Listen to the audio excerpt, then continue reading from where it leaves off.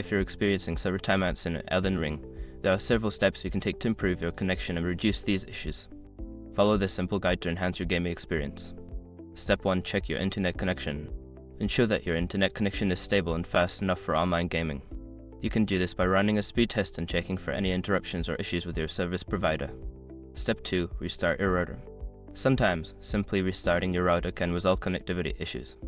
Unplug your router, wait for about 30 seconds, and then plug it back in to refresh your connection. Step 3. Use a wired connection. If you are currently using Wi-Fi, consider switching to a wired Ethernet connection. This can provide a more stable and faster connection, reducing the chances of server timeouts. Step 4. Change DNS settings. Switching to public DNS server, like Google DNS or OpenDNS, can improve your connection. Go to your network settings, find the DNS settings, and replace them with 8.8, 8.8, and 8.84.4 for Google DNS. Step 5. Limit background applications. Close any unnecessary applications or downloads running in the background that may be using bandwidth. This can help ensure that Elden Ring has the resources it needs for a stable connection. By following these steps, you should see an improvement in your connection and a reduction in server timeouts while playing Elden Ring. Happy gaming!